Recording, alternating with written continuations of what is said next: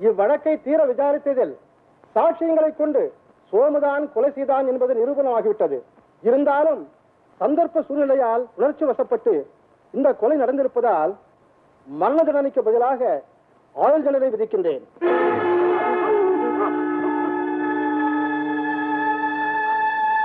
அப்பா ஜன்னல் வழியா எட்டி பார்த்தாரு. உள்ளே வாப்பான்னு சொன்னேன். அவர் வரப்போ வாசப்படி தட்டி கீழே விழுந்துட்டாருமா. அதான் நான் அப்படி சத்தம் போட்டேன். கனவு கண்டியாப்பா? ஆமாம்மா. அம்மா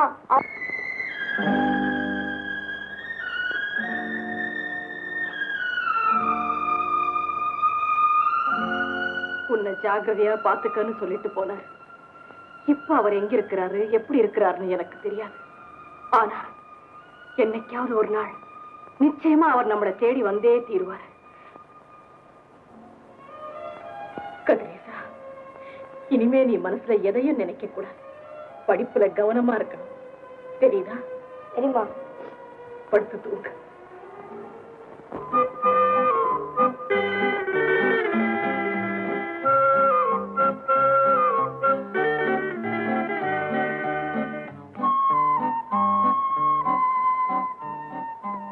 பாபு, இப்படியா சாப்பிடுறது? சோத்தை கீழே சிந்தலாமா?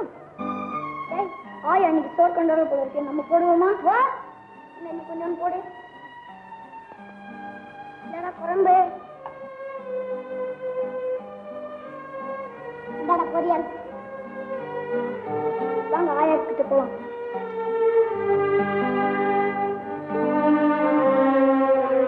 ஆயா, உன் சோறு எடுத்து சாப்பிடு. வேண்டாம் பாபு, எனக்கு பசிக்கல. அதெல்லாம் முடியாது, நீ சாப்பிட்டாகணும். சாப்பிடுங்க ஆயா, சாப்பிடுங்க ஆயா.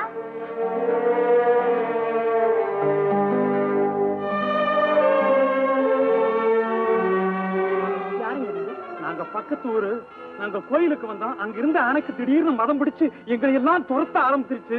பயந்து ஓடனா எங்க 2 பேரை மட்டும் துரத்திக்கிட்டே வந்தது. நல்ல வேளை எங்க உயிரை காப்பாத்தினீங்கம்மா. அது மட்டும் இல்லைங்க, இந்த குழந்தைகளை எல்லாம் எப்படி காப்பாத்து வேணும்னு ரொம்ப பயந்துட்டேங்க. வாங்க. பார்வதி அம்மா, குழந்தைங்க உயிருக்கு ஆபத்து வந்துட்டதுன்னு தெரிஞ்சது உங்க உயிரை கூட பொருட்படுத்தாம இவங்க எல்லார் உயிரையும் காப்பாத்திட்டீங்க.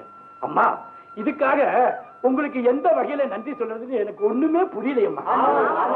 அம்மா, உங்களுக்கு எப்படி பாராட்டுறதுன்னே தெரியலம்மா. ஆமா பார்வதி, நீ பெத்தவங்களுக்கு மட்டும் பிள்ளைகளை காப்பாற்றி கொடுக்கல, இந்த பள்ளிக்கூடத்துக்கே பெருமையை தேடி கொடுத்துட்ட. இப்படி எல்லாம் என்ன புகழ்ந்து பேசாதீங்க. என்ன நம்பி இத்தனை குழந்தைங்களை ஒப்படைச்சிருக்கீங்க. அவங்களை காப்பாற்ற வேண்டியது என் கடமை. அதைத்தான் நான் செஞ்சேன்.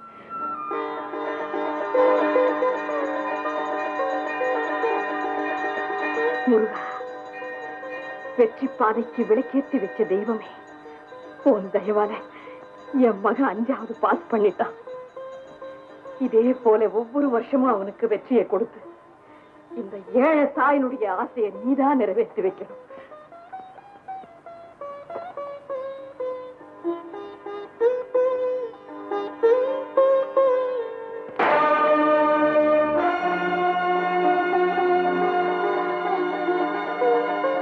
முருகா,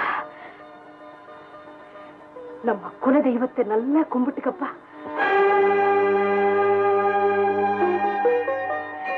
என் பிள்ளைக்கு காலேஜில இடம் கிடைக்கணும். அவன் படிச்சு பெரிய பட்டதாரி ஆகணும். அதுக்கு நீதாப்பா வழி செய்யணும். சண்முகா, அம்மா சொன்னதெல்லாம் கேட்டியா? அவனுடைய ஆசைய நீதாப்பா நிறைவேற்றிருக்கணும். கதிரேசா, நம்ம சொல்ல வேண்டியதை அவன்கிட்ட சொல்லியாச்சு. இனி அவன் பார்த்துக்குவான். நீ வாப்பா போலாம். ஒரு நல்ல மாணவனுக்கு இடம் கொடுக்க முடியலையேன்னு எனக்கு வருத்தமா இருக்கு. ஆனா நான் என்ன செய்யலாம்? Yes, principal speaking.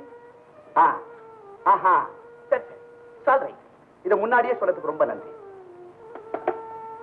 அம்மா, உங்க மகன் ரொம்ப அதிர்ஷ்டசாலி. என்னையா சொல்றீங்க? ஒரு பையன் இந்த காலேஜுக்கு அப்ளிகேஷன் போட்டிருந்தான். அவனுக்காக ஒரு சீட் ஒதுக்கி வச்சிருந்தேன். அவனுக்கு வேற ஒரு காலேஜ்ல இடம் கிடைச்சிருக்குன்னு இப்பதான் போன் பண்ணான்.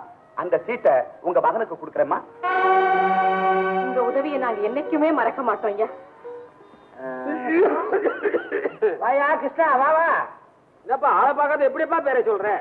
குரலை கேட்ட உடனே பேரை சொல்றதுக்கு கொத்தவாள் சாவடிக்கிறாக்கி லொக்கு லொக்குன்னு இருமிட்டு வருது. நீ ஒருத்தன் தானேயா? சரிப்பா, வரியா இல்லையா? யோ, வெயிட்டிங் நிக்குதியா வண்டி? 2 பேர் உள்ள போயிருக்காங்க, வரமாட்டா போ. காலையாத்துல உண்டாந்து கேட்டேன் பாரு, என்ன ஜோட்டல் அடிக்கணும்ப்பா. போட்டு வராதடிக்கு இதெல்லாம் சொல்லு. வாங்கம்மா, எங்க வராமையே போயிடுவீங்களோன்னு பயந்துட்டேன். என்ன மன்னிச்சுக்கப்பா, என் புள்ளைய காலேஜில் சேர்க்கிற அவசரத்துல உனக்கு காசு கொடுக்காம போயிட்டேன். அம்மா, அவர் நமக்காக ரொம்ப நேரமா காத்துட்டு இருக்காரு. ஏதாவது சேர்த்து போட்டு கொடுங்கம்மா. சேர்த்தொன்னு கொடுக்க வேண்டாங்க, சேர வேண்டியது கொடுத்தா போதும். ஆமா, போன விஷயம் என்னாச்சு?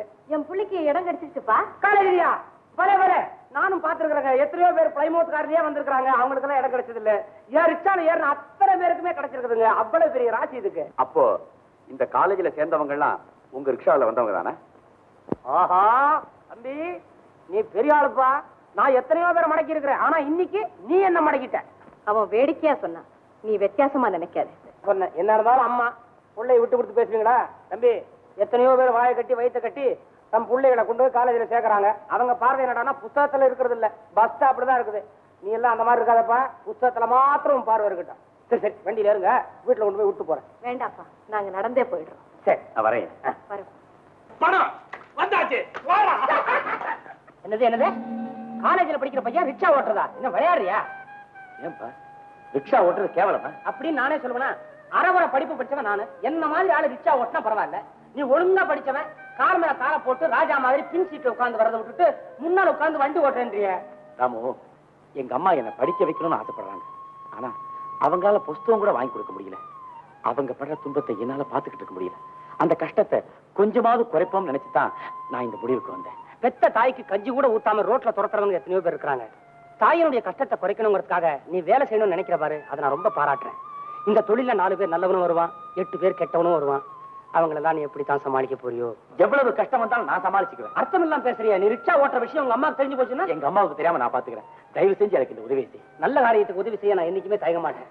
ரிக்ஷால வர்ற வருமானம் எனக்கு பத்தல, அதனால தான் கார் ஓட்ட கத்துக்கிட்டேன். அந்த நேரத்துல நீ ரிக்ஷா ஓட்டிக்க, வர்ற வருமானத்தை உன் படிப்புக்கு வச்சுக்க, வாடகை கூட எனக்கு தர வேண்டாம். ரொம்ப நன்றி ராமு, நான் வரேன்.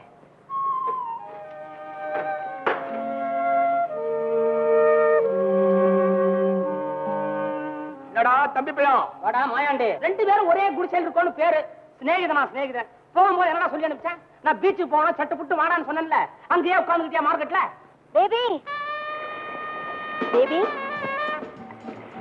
Baby baby baby baby. ஐயா இருக்கு அவனுக்கு. நீங்க என்னமோ பேபின்னு சொன்னாப்பட்டு இருந்துச்சு. ஆமாங்க, இப்ப என்னோட விளையாடிக்கிட்டு இருந்தது. பிஸ்கெட் வேணும்னு கேட்டது. கார்ல போய் எடுத்துட்டு வரதுக்குள்ள காணாம போயிடுச்சு. இப்ப வீட்டுக்கு போனா அப்பா திட்டுவாரு, நான் என்ன பதில் சொல்வேன்? Baby baby.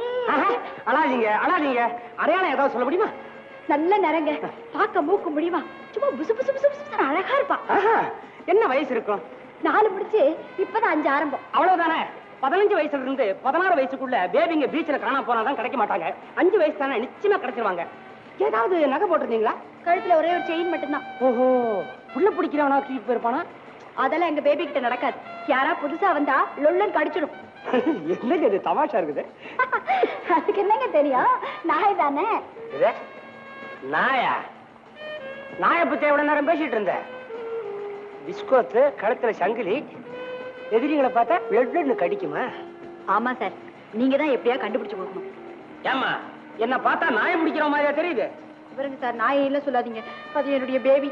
Sir sir sir, தயவு செய்து எப்படியா கண்டுபிடிச்சு கொடுங்க. உனக்கு பேபி தானே வேணும், கவலைப்படாத, நான் கொண்டுறேன். Baby baby.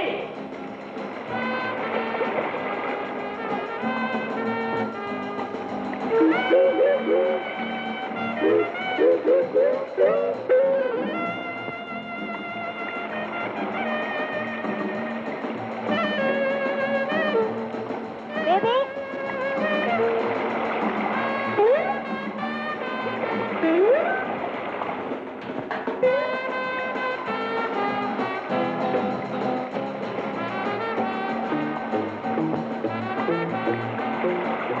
இந்த உன் பேபி. பேபி, நீங்க கஷ்டப்பட்டு கண்டுபிடிச்சு கொடுத்ததுக்கு ரொம்ப நன்றி சார். நன்றிய அந்த நாய்க்கு சொல்லு. ஏன்? இது தொலைஞ்சு போகாம இருந்தா நான் உன்னை சந்திச்சிருக்க முடியுமா? டிரைவர் டிரைவர், பேபி கிடைச்சிருச்சு. இவர்தான் கண்டுபிடிச்சு கொடுத்தாரு. அப்படியா? சார், நீங்க நல்லா இருக்கணும். நீங்க எங்க உயிரை காப்பாத்துனீங்க, எங்க வேலையை காப்பாத்துனீங்க. சரி சரிப்பா, அதெல்லாம் ஏன் இப்போ? இதா பேபிய டிரைவர்கிட்ட கொடுத்து வண்டியில வச்சு பத்திரமா பாத்துக்க சொல்லு. சரிங்க. சாந்தோம்ல போற போது கார்ல இறக்கி விடுறேன், வாங்க. உனக்கு ஏன் வீண் சிரமம்? பரவாயில்ல, வாங்க. பரவாயில்ல வாங்க, அப்படி கூப்பிட்டா வரேன்.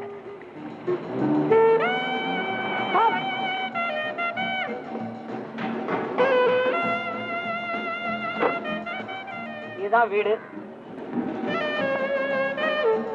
என் பேர் ராமு. என் பேர் சீதா. என் பேர் முத்தையா. ரொம்ப முக்கியம், வா முத்தையா. நீங்க தினமும் பீச்சுக்கு வருவீங்களா? அங்கதான் வேலை எனக்கு, தினம் வருவேனே.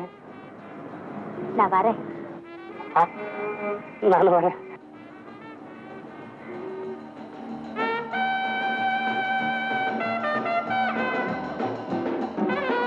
நம்ம கூட கார்ல வந்தது யார் தெரியுமா? யாரு? கோடீஸ்வரர் குபேரியான்னு கேள்விப்பட்டிருக்கீங்களா? ஆமா.